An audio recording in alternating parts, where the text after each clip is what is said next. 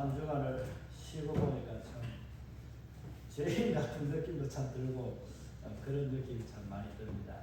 주 앞에 나오는 것이 우리에게 얼마나 큰 은혜인가 하는 것을 세상 한 주간을 또 살아보면서 느끼게 된 시간들이었습니다. 참 많은 변화들도 있었고 받아들이기 힘든 그런 어려운 일도 있었습니다만 하나님 은혜로 새롭게 또 건강도 주어지고 하나님 은혜로 이렇게 또 주 앞에 나와서 하나님의 영광과 그 은혜를 누릴 수 있도록 해주신 하나님께 참 감사를 드립니다. 오늘 우리에게 주시는 말씀은 우리가 잘 아는 누가복음 5장 1절에서 11절에 있는 말씀입니다. 오늘 그 말씀의 제목을 내 인생의 깊은 데로 가라 라는 제목으로 이 말씀을 전하고자 합니다. 여러분들이 이 말씀은 참 많이 어디를 가든지 간에 많이 들었을 것입니다. 그런데 우리가 매일 자주 듣는다고 해서 그것이 다 기억나는 것은 아니지만 그것을 또 반복해서 듣는다고 해서 나에게 불평과 원망이 쌓이지는 않는다는 것이죠. 이게 하나님의 말씀의 특징입니다.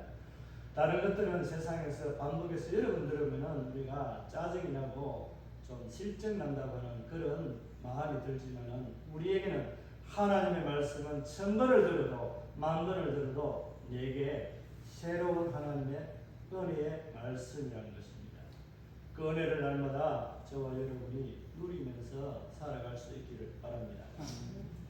오늘 말씀에서 우리가 깊은 데로 예수님이 가서 고기를 잡으라고 밤새도록 허탕을 치고 온 그 어부들에게 예수님은 목수이면서 그렇게 깊은 데로 가서 고기를 잡아라, 그물을 내려라 이렇게 말씀합니다.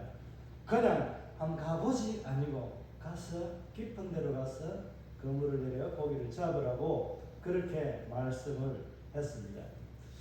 여러분 이 말씀을 들으면서 이해가 가십니까? 성경에 기록되어 있으니까 이해가 가겠죠.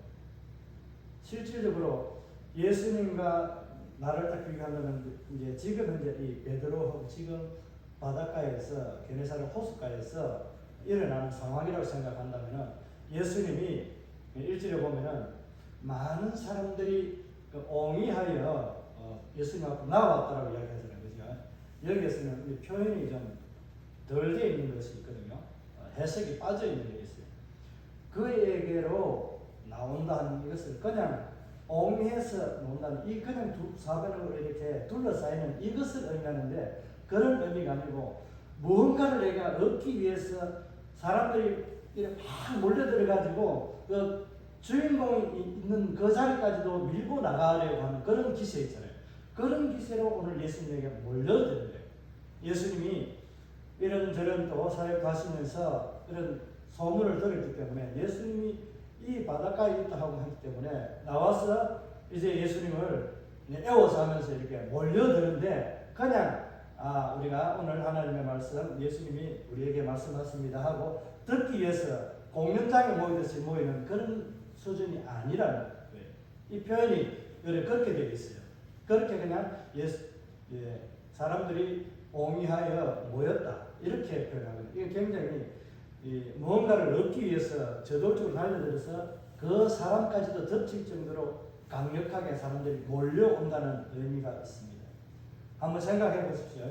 그렇다면 예수님이 있는 그 바닷가에 어떤 상황이겠습니까? 예수님이 바닷가에서 이제 바닷가가 그냥 해수욕처럼 이게 되어 있으면은 그냥 바다로 들어가면 되는데 아마도 여기는 방파제처럼 이렇게 좀 물이 차고 깊이가 조금은 있겠죠. 그죠? 바닷가에 배가 닿아서 사람이 배를 위로 이렇게 뭔가 도움받아서 나올 수 있는 그런 곳이었다는 것을 알 수 있습니다. 근데 그런 곳이라면 이렇게 되어 있을 때가 여기 있으면 예수님 여기 위에 무태 있는데 방파제 같은 곳에 있는데 무리들이 나와서 예수님을 에게로 나오면 어떻게 되겠습니까? 예수님은 물에 빠질 수밖에 없지 않습니까? 예수님만 빠지는 것이 아니라 그와 함께 했던 많은 사람들과 같이 동반 입수를 하게 되겠죠. 그죠?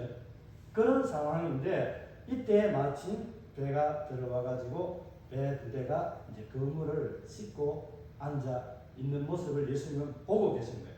참 예수님은 대단하시잖아요. 지금 많은 무리들을 가르치고 있으면서도 불구하고 그 배들을 보면서 그 상황을 다 이해하고 있는 거예요. 그러면서 예수님이 이제 너무 사람들이 많이 오니까 이 그물을 싣는 이 사람들에게 배 한 척에 올라가는 거예요. 이 배에 올라간 것이 시몬 베드로의 배입니다. 베드로는 이 갈릴리 호숫가에서 업으로 잔대가 굵은 사람입니다. 그런데 예수님께서 배에 올라서 이제 제자들에게 너무 많은 사람들에게 가르치고 난 후에 이 두 배의 주인들에게 너희가 가서 깊은 데로 가서 고기를 잡아 이렇게 말씀하신 거예요. 그랬는데 이게 고기를 잡는데 고기가 엄청나게 많이 잡혀가지고 두 배에 가득 차서 이게 배가 가라앉을 정도로 되었더래요. 한 배가 나가서 이제 시몬 베드로의 배는 아마 꼼짝 안 하고 있었을 것 같죠. 그죠? 예수님 타고 있었기 때문에 다른 한 배, 그 형제 요한과 야고보의 배가 가서 그물을 내려서 잡아오는데 그물이 찢어지는 정도가 지금 막 찢어지고 있는 상황인데 이 배가 가서 예수님이 태웠던 이 시몬의 배가 가서 건져왔는지는 정확하게는 모르겠습니다. 일단은 아마 그 두 배가 함께 공동의회를 하는 그런 정황이 됩니다. 상황은 이렇게 된 거예요. 그런데 말씀을 마치고 난 이후에 베드로에게 예수님이 이렇게 말합니다. 내가 깊은 데로 가서 그물을 내려라 했을 때 베드로가 어떤 반응을 합니까? 선생이여, 랍비여, 제가 밤새도록 수고해서 얻지는 못했습니다. 그러나 말씀에 의지하여 예수님이 랍비 선생님이 말하니까 내가 가서 그물을 내려서 고기를 잡겠습니다. 라고 한 거예요. 자, 이런 상황에서 고기를 이제 엄청 잡게 되는데 이제 고기 잡으러 가기 전에 한번 상황을 실질적으로 딱 깨놓고 이야기를 우리가 생각을 한번 해보십시다.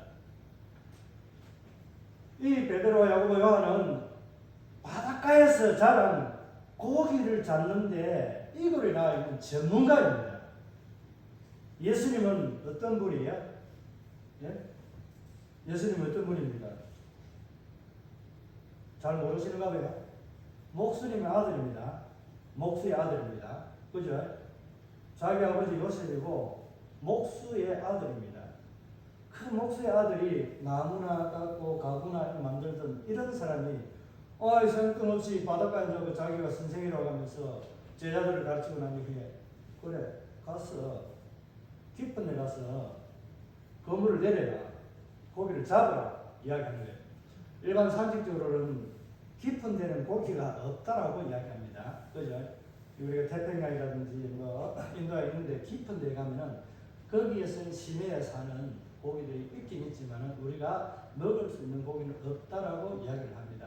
이제 그런 이제 상식이 우리에게 있다라고 칩시다. 그러면서 가서 고기를 잡으라고 깊은 데 가라니까 여러분 반응 같으면 베드로 같이 말씀에 의지해서 제가 가겠습니다. 밤새도록 가서 수고했는데 이제 막 들어가가지고 그물을 싣고 이제 오늘 하루 일과를 오늘 좀 쳤구나 하고 쉬려고 하는데 예수님께서 무슨 말씀을 그때에 하셨을까 하는 것은 의문으로 남습니다. 그죠? 중요한 것은 그것이 무엇을 어떻게 고기를 잡는데 역사가 일어나는 그런 말씀을 안 하셨을 수도 있습니다. 하나님은 사랑이시고 내가 너희를 위하여 이 땅에 왔다라는 복음적인 것을 제시하고 그 제자들에게 가르치지 않았을까라고 생각을 해 봅니다. 그러니까 여러분이 베드로와 야고보 요한 같으면 어떻게 했습니까?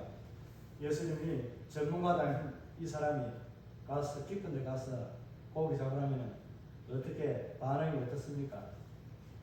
솔직히 깨놓고 하면은 예수 당신은 선생이지 랍비이지 고기 잡는 건 내가 전문가야 내가 전문가 그런데 무슨 당신이 나에게 깊은 데 가서 고기도 없는 곳에 가 잡으라고 하느냐 라고 따질 수 있지 않겠습니까? 충분하게 빠질 수 있는 소지가 됩니다. 그럼에도 불구하고 아무런 말 없이 순종하는 이 베드로의 모습을 우리가 보게 됩니다. 여러분의 인생의 깊은 곳이 어디가 되겠습니까? 바다에서 고기를 잡기 위해서 깊은 데로 가서 그물을 내리라고 예수님이 말씀을 하셨는데 순종하는 그 사람들에게 역사는 일어났습니다. 물고기가 가득 잡혀서 그물이 찢어지면서 두 배에 가득 차고 넘치도록 배가 잠기도록 그 고기를 잡았습니다. 포항에 어떤 집사님이 건축 점검하고 막 이렇게 하다가 어느 날 기도하는데 하나님 그곳에 가서 그물을 내리라고 했는데 이렇게 방어가 돈이 참 되는 거 아시죠? 부시리하고 뭐 비슷한데 방어가 돈이 참 많이 됩니다. 뭐 이만한 큰 방어를 하나님께서 계속해서 보내줘 가지고 그 헌금을 하고 다 할 수 있도록 그렇게 해줬다는 우리가 간증을 들어보신 적이 있을 것입니다. 하나님의 역사는요, 세상 사람들이 말하지 않는 그것을 순종하는 자들에게 역사를 베푸십니다. 무슨 말인지 어려워서 이해가 안 되신 건데, 세상 사람들이 이해하는 것보다는 하나님은 순종하는 그 사람들에게 역사를 베푸십니다. 그래도 이해가 안 가는 겁니다. 순종하는 자에게 하나님은 역사하십니다. 아멘. 아멘. 예. 순종하지 아니하면은 그 역사를 그 열매를 얻을 찬스가 없습니다. 기회가 없는 거예요.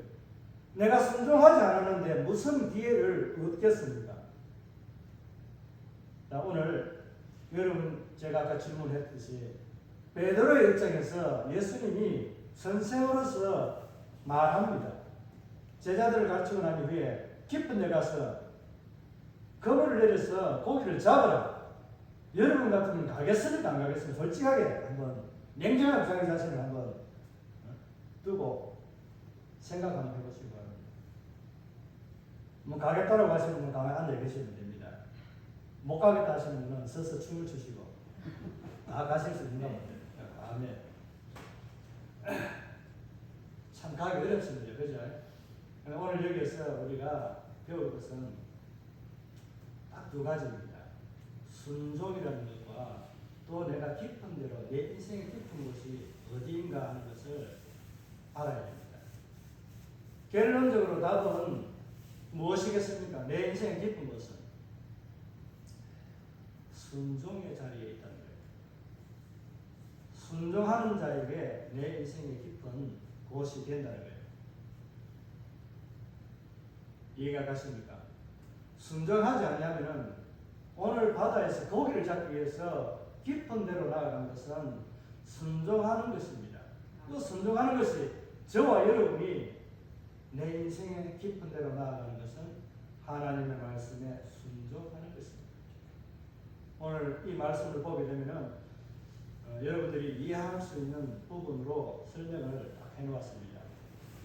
여러분들이 놓칠 수도 있는데 베드로가 들어와서 설교를 이제 예수님이 가르쳤을 때에 그때에 이제 고기를 잡으라고 할 때에 베드로가 뭐라고 말하는지 그리고 고기를 잡고 난 이후에 베드로가 뭐라고 고백하는지 여러분의 인생의 가장 깊은 곳 순종하고 난 이후에 여러분의 고백이 어떠하느냐에 따라서 여러분의 인생의 깊은 데가 어느 곳인가를 더 정확하게 느낄 수 있고 고백하게 됩니다. 오늘 말씀을 보게 되면은 베드로는 뭐라고 말합니까? 자, 5절에 보면은 시몬이 대답하여 이르되 선생님 우리들이 밤이 새도록 수고하였으되 잡은 것이 없지만은 말씀에 의지하여 내가 그물을 내리리다 하고 이 예수님을 선생으로 보고 있습니다. 선생이라는 말은 이게 랍비라는 말입니다. 랍비여 당신이 말은 그 말을 내가 의지해서 나가겠습니다. 조금 전에 아까 전에 제가 설명을 드리면서 질문했잖아요. 상황은 전문가와 비전문가가 대면하여서 말하고 있다는 거예요. 그런데 우리 상식적으로 일반적으로 볼 때는 예수님이 전문가입니까? 아닙니까? 전문가 아닌 것 같죠, 그죠? 예수님은 천지의 주제이고 말씀으로 창조하신 창조주입니다. 그런 관점에서 우리가 딱 떼어놓고 보니까 예수님은 그냥 단순히 선생으로 보일 뿐이고 비전문가로 보일 수밖에 없습니다. 그러나 여기에 우리는 신앙 이미 알고 있기 때문에 그런 해석이나 그런 관점이 보여집니다. 냉정하게 딱 봤을 때 베드로 입장에서는 선생으로밖에 안 보인다 그래요. 우리 인생을 살아가면서 우리 주변에 이와 같이 나에게 충고해주거나 나에게 어떤 조언을 해줄 때, 나에게 기도해주는 그것을 내가 믿을 때 단순하게 그냥 기도하는 사람으로 하나님의 백성으로 그렇게 하는 것이 아니라 나를 향해서 지금 현재 들려주는 그 메시지는 하나님께서 내게 지금 이 사람을 통해서 하신다라는 분명한 신앙 고백을 할 수 있어야 됩니다. 그것이 오늘 베드로가 이 예수님 랍비여 선생이여 당신이 말씀하는 것을 내가 그 말씀에 의지하여서 내가 순종하겠습니다. 나아가서 그물을 내리겠습니다. 라는 신앙 고백이 바로 여기에 있습니다. 저와 여러분이 그 어떤 말씀을 대할지라도 누구를 만날지라도 세상에 불신자라 할지라도 우리에게 들려주고 비춰지는 것은 예수님이 오늘 베드로에게 말씀하고 있는 이 상황과 같다라고 여겨야 됩니다. 예수 믿어야 되는 이 말 아니고 불신자가 다른 말 하는 것은 아닙니다. 우리를 책망하는 것이라든지 우리에게 지혜를 주는 말은 그렇게 하나님이 이 상황을 보면서 하나님 내가 잘못된 길, 내가 잘못 생각했던 것을 깨닫게 하시네요. 감사합니다. 내가 돌아서고 회개하겠습니다. 라는 신앙 고백으로 돌아서야 된다는 거예요. 베드로가 지금은 말씀에 순종하는데 예수님을 선생으로 보았습니다. 그런데 고기를 잡고 난 이후에 베드로가 뭐라고 고백하는지 우리 한번 볼까요? 자, 세베대의 아들 그가 나와서 뭐라고 말하는지 우리 한번 봅니다. 8절입니다. 다 같이 한번 읽겠습니다. 시몬 베드로가 이를 보고 예수님의 무릎 아래에 엎드려 이르되 주여 나를 떠나소서 나는 죄인이로소이다 하니. 아멘. 그러니까 아까 전에 제가 설명을 앞에서 드렸듯이 베드로는 현재 고기 잡으러 안 나간 상태인 것으로 보이잖아요. 그죠? 다른 배가 또 함께 갔을 수도 있습니다. 예수님이 탔던 이 베드로가 이 배가 가서 잡았을 수도 있는데 일단은 상황 말씀으로 봤을 때는 안 나간 것처럼 보이지만 두 배가 동시에 같이 형제지간이기 때문에 같이 나가서 예수님은 내리고 거기에 배를 가서 고기를 이제 잡은 것을 같이 배에 나누게 되는 그런 상황이 되었다는 것을 알 수 있습니다. 자, 오늘 베드로에 보면 처음에 경험을 하기 전에 순종할 때는 예수님을 누구로 봤습니까? 선지자와 같은 그런 선생으로 보았습니다. 그러나 순종하고 그 결과를 보았을 때는 베드로는 예수님을 뭐라고 부릅니까? 조금 전에 8절에 읽었잖아요. 주여. 나의 주인이라고 예수님 말 앞에 엎드려서 나의 주인이라고 그렇게 고백합니다. 이것이 베드로가 그 깊은 곳에서 자기의 깊은 곳에서 순종의 결과로 예수님을 제대로 만난 것 아닙니까? 예수님을 제대로 만나니까 이분이 선생이 아니라 나의 주인이구나. 모든 만물의 주인이고 내가 이 성경으로 내가 가지고 있는 지식이나 모든 지혜보다 기술보다도 더 뛰어나신 분, 이 모든 것을 창조하신 하나님이신 예수님이구나. 그렇기 때문에 나의 주인이 된다는 것을 이 베드로가 고백한 거예요. 저와 여러분의 인생에 이런 고백이 일어나기를 바랍니다. 우리는 예수 믿은 지 오래되었기 때문에 베드로와 같이 예수 믿는, 그러니까 진라이와 같은, 무슨 말 아시죠? 진라이. 거기 잘 아는 거. 그러니까 눈 감고도 고기를 잡고 낚시바늘 끼워가지고 고기 잡아서 올리고 이 고기가 무슨 고기인지 입질하는 것만 가지고도 다 알 수 있는 그 정도로 전문가라는 거예요. 우리는 신앙의 전문가입니다. 신앙의 전문가이지만 오늘도 저와 여러분에게 하나님은 말씀하십니다. 오늘 설교단에서 오늘 우리에게 이 베드로가 주님을 만나기 전에 순종하면서 고백했던 말은 선생으로 밖에 알지 못했던 그가 순종함으로 하나님의 역사를 경험하고 난 이후에 고백하는 것은 나의 주인이라는 거예요. 저와 여러분에게 이와 같은 역사가 일어나기를 바랍니다. 이것을 보면서 오늘 저와 여러분이 생각할 점을 한번 제가 어떤 이런 실화가 있었다라고 이야기를 합니다. 저도 어릴 때 할머니가 이제 따라다니면 그때 뭐 5원 10원을 주면서 10원은 이제 금급하고 10원은 가면서 아이스크림이나 내가 과자를 사 먹어라 라고 이야기해요. 일주일만 되면은 그러니까 10원이 생기는 거예요. 금급을 하기도 하고 이렇게 합니다. 그렇게 했는데 이런 비슷한 이야기가 어머니가 자기 아이 이제 주일학교를 보내면서 500원짜리 동전을 주면서 하나는 네 용돈으로 쓰고 하나는 하나님의 헌금해라 라고 하고 가는데 기분 좋아 철렁철렁 가다가 그냥 돌부리에 흘러가 넘어진 거예요. 넘어졌는데 이 아이의 손에 쥐고 있는 동전 두 잎이 굴러가지고 찾을 수 없는 건질 수 없는 하수구에 꼭 빠져버렸네요. 그런데 손에는 한 개밖에 안 남아있어요. 이 아이가 참 기가 막힙니다.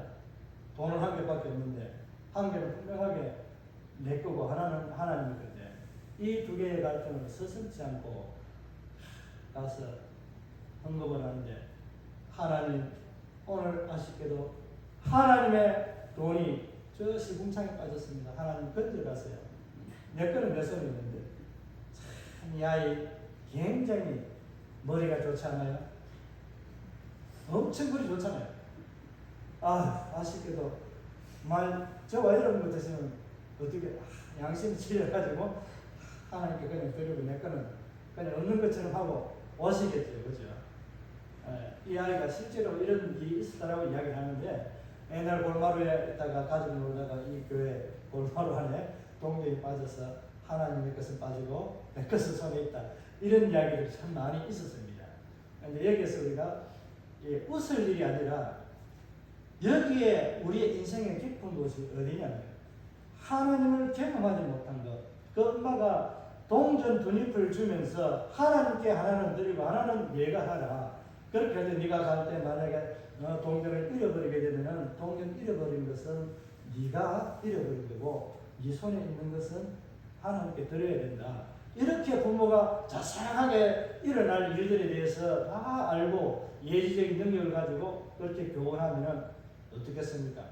좋겠지만은 그러지는 않습니다. 그죠? 생각할 점은 우리가 여기에서 무엇을 어떻게 바라보고 내가 어떻게 행동하느냐가 따라서 이것이 달라진다는 거예요. 내 손에 있는 것이 내 것이 될 수도 있고 하나님의 것이 될 수도 있는 거예요. 이 아이는 그냥 내 손에 잡혀있는 내 지식으로 가지고 하나님 앞에 드릴 것은 빠지고 내 손에 있는 것은 내 것이라는 것으로 자기는 생각을 했습니다. 다르게 보면은 굉장히 꾀가 많고 이 참 지혜로운 이 총명스러운 아이가 앞으로 어떻게 장차될고 참 놀라운 아이이지만 그러나 하나님을 경험하는 일은 절대로 일어나지 못한다는 사실. 이 아이가 만약에 거꾸로 하나님 앞에 내가 내 것을 잃어버리고 하나님 앞에 드렸다고 하면은 내가 가지고 있는 것을 드렸다면 오늘 어떤 경험을 했을까요? 물론 여기는 답은 없습니다. 그죠? 없지만 우리가 추론하는데 오늘 그 어머니가 하나님께 드리는 것을 삶을 살아야 된다고 했을 때 내 손에 남아있는 내 것이라고 여기는 이것을 하나님 앞에 드리는 이 삶이 이 아이에게 있었다면 하나님은 어떤 역사를 그 아이에게 베풀어 줬을까 하는 겁니다. 오늘 상황과 비슷합니다. 여러분에게 하나님의 것을 어떻게 드리냐에 따라서 저와 여러분에게는 은혜가 달라집니다. 그 하나님께서 우리에게 주는 놀라운 은혜는 순종하는 자리에 나아갔을 때만이 우리가 그것을 얻는다는 거예요. 오늘 그래서 저와 여러분이 우리의 인생의 깊은 데는 어디인가요? 오늘 이 아이와 또 베드로와 야고보와 요한이 경험했던 이 물고기를 잡는 것에 있어서 어떤 차이가 있는지, 또 어떤 것이 나는 내게 가장 내 인생의 기쁜 것이 되는가 하는 것을 한번 냉정하게 생각해 보시기 바랍니다. 말씀을 정리하면 이렇습니다. 오늘 저와 여러분이 예수를 믿고 살아갑니다. 예수 믿는 것에 대해서는 그 어느 누구보다도 자신 있고 잘 믿는다라고 자부할 수 있는 사람들입니다. 그런데 진정 오늘 여러분이 예수님을 만나고 또 예수님 앞에 그 말씀을 따라 순종했을 때 경험했던 베드로와 같이 이런 고백을 여러분이 할 수 있어야 됩니다. 그렇게 하기 위해서는 지금까지 우리가 지나온 내 아는 지식과 내 상식과 내 지혜와 내 모든 것을 가지고 하나님을 이해하려고 하지 마시고 하나님이 우리에게 들려주는 한 사람의 그 어린아이와 같은 무지한 자가 우리에게 들려주는 말이라 할지라도 하나님의 말씀으로 받아들이고 순종할 때에 우리에게는 그 은혜가 주어진다는 사실입니다. 다르게 베드로를 이제 각색해서 하면은 오늘 저와 여러분이 하나님의 말씀인 이 성경을 대할 때에 이 성경은 다르게 말하면 예수님을 만났을 때에 우리는 예수님과 동행하고 예수님을 믿고 살아갑니다. 그런데 예수님을 지금 어떤 예수를 믿고 있느냐는 거예요. 베드로와 같이 선생, 랍비, 다르게 말하면 선지자로밖에 여기고 있지 않는 것 아닌가 하는 겁니다. 예수님은 선지자 맞습니다. 그죠? 선지자로밖에 여기지 아니하면 하나님의 말씀을 전하는 자로 여긴다면 그 말씀을 전하는 것을 우리가 듣고 어떻게 해야 됩니까? 순종해야 돼요. 내 인생의 기쁜 것은 말씀을 들었을 때에 즉각적으로 순종하는 그것이 내 인생의 깊은 곳으로 내려가는 것이고 들어가는 것입니다. 그때에 하나님을 만나게 되고 경험하게 됩니다. 물론 우리가 매번 만나고 매일 하나님 순간순간 만나고 경험합니다.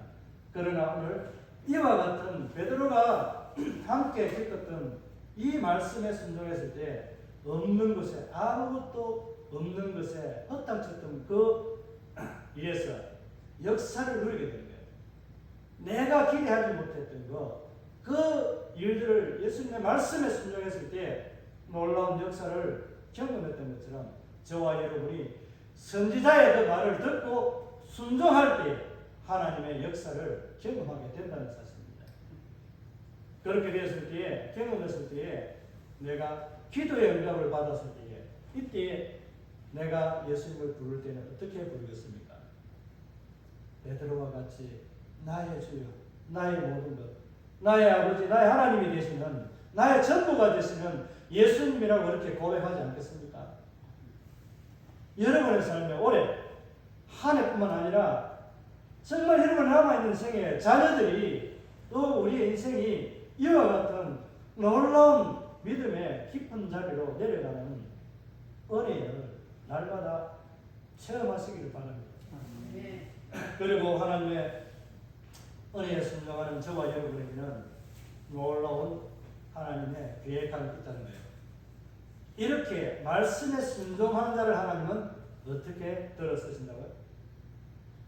내가 이제는 고기를 잡는 것이 아니라 사람을 낳는 어부가 되겠다 하시는 겁니다.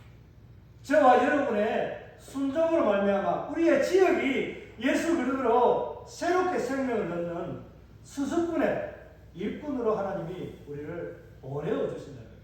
세상으로 보내어줄 그 자리는 우리가 순종함으로 하나님 앞에 나아가는 은혜를 얻을 수 있는 자리고 하나님 놀라운 역사를 경험할 수 있는 자리가 바로 세상을 향해서 나아가라는, 나를 전하라는, 그 사랑을 전하는 그 자리에 저와 여러분이, 내가 생각할 때는 저 사람 예수 안 믿을 것 같아, 정말 저 사람은 무당이야, 저 사람은 다른 신들을 섬기기 때문에 절대로 하나님이 택하지 않은 사람이라고 말할 때에 우리는 그 사람을 평가를 그렇게 해서는 안 된다는 거예요.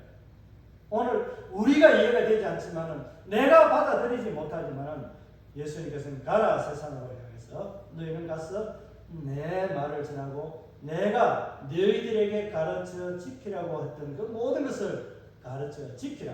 그리고 세례를 베풀라고, 땅끝까지 이르러 내 증인이 되라고 하신 예수님의 말씀에 우리는 순종할 때에 이와 같은 역사를 경험하게 된다는 것을 믿음으로 바라보면서 우리 성주 지역에 있는 우리 이웃들, 이 사람들 향해서 예수의 생명이 전해지는 업으로서 우리가 보냄을 받은 자가 되기를 바랍니다.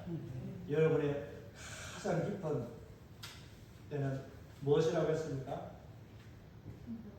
순종의 자리입니다. 말씀을 들을 순종의 자리를 갔을 때 내 인생의 가장 깊은 자리가 되고, 그 자리에서 얻게 된 것은 하나님의 놀라운 역사를 경험하게 된다는 겁니다. 저와 여러분이 날마다 이런 하나님의 은혜의 역사를 누리면서 살아가는 기쁨이 있기를 바랍니다. 우리 다 함께 이 말씀을 생각하면서